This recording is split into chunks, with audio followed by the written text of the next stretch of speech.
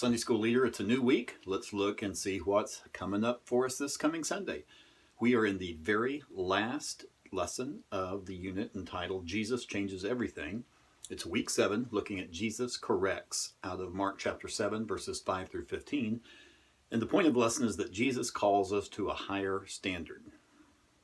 Now, in this week's lesson, Jesus responds to some accusations from some of the religious leaders. These are legalists. These are the scribes and Pharisees. You might want to go back to chapter 7, verse 1 and kind of get the whole story on this.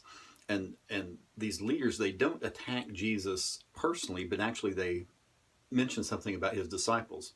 They say that the disciples don't observe the traditions that were passed down by the elders, saying that they were not ceremonially cleaning their hands before eating. Now, it appears this accusation went along like this. The disciples don't follow the elders' traditions. They are your disciples. You obviously didn't teach them right, so therefore you're not a very good rabbi. So that's kind of, I think, where the backhanded way that they are trying to get at Jesus here.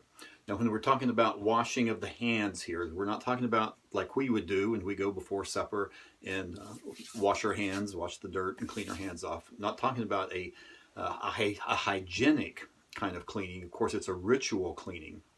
What this involved was someone pouring water out of a jar onto the hands one at a time.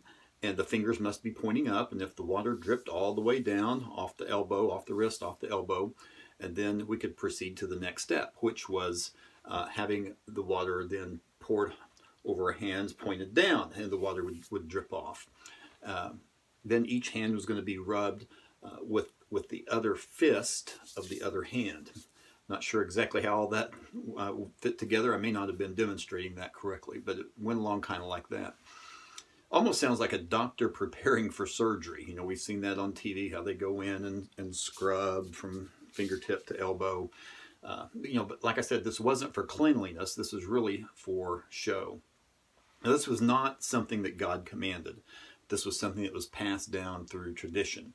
And so Jesus, after these accusations, he cuts right to the heart of the matter, which of course was the heart or the intention of the religious leaders. Jesus calls these religious leaders hypocrites when he quotes Isaiah by saying, "You honor me with your lips, but your heart is far from me."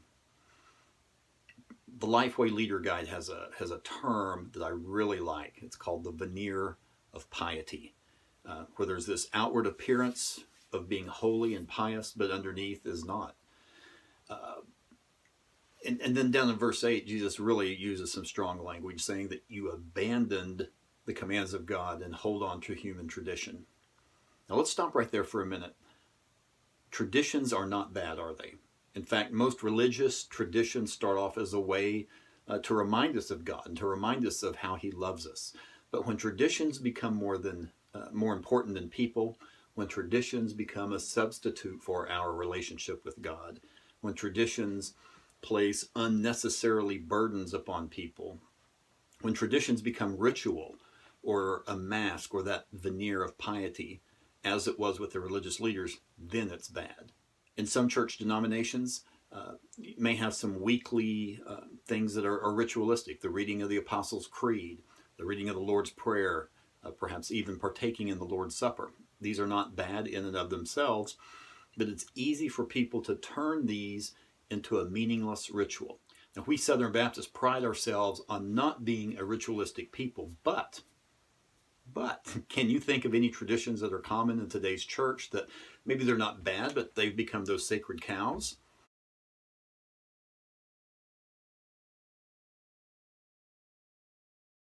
And if you tried to change them, people might be in an uproar. How about men taking the offering? Okay, I've not been in a church yet where women were a regular part of taking up the church offering. We can have them on our accounting committee. We can have females in our stewardship committee. But what is sacred about a lady taking up an offering? I don't know. We might push that boundary and see what happens. How about the worship service hour? In some churches, that 11 o'clock hour is sacred. You do not move that hour. In some churches, you've got to have those 3 hymns where we sing the first, second, and last verse. And you dare not sing verse 3. How about special music? The special music happens every week, and it's always right before the sermon. Well, if it's the same thing every week, is it really that special? Okay. What would the people in your church do if you did not have Vacation Bible School one year? What would happen if, for some reason, pastor decided to cancel Sunday morning service so the church could function and serve in the community? What would happen if your church put in chairs instead of pews, or changed the color of the carpet? Or how about even invitation time? What if you didn't have an invitation time one service? Wow. Pay attention to this. The next time the pastor starts winding down, and if you've been in church any amount of time, you know when that is.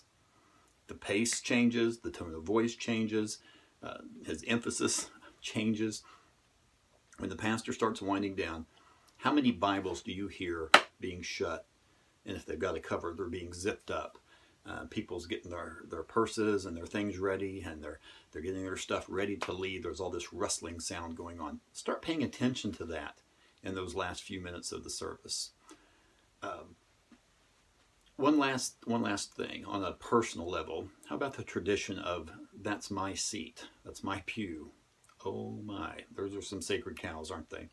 So when the things that we get passionate about and even angry about are our preferences or our tradition, and it has nothing to do with personal holiness or following God's word, that's when we're in the same boat as the Pharisees and the scribes. That's when we have the veneer of piety. Remember, we need that relationship with God, not a ritual without righteousness.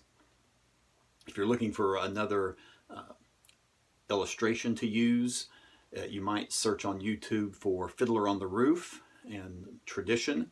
It's one of my favorite classic movies of all time, and I just love that movie, love that song. And so I'll probably show a little clip of that just to get into traditions. And so once again, remember, traditions are not bad, but they don't need to get in the way of true worship, and they shouldn't be a hindrance to other people's worship too. But here's a tradition I hope you do have, and that's making Prep Talk a weekly tradition of watching it. Pray for your class. Hope you see me next week.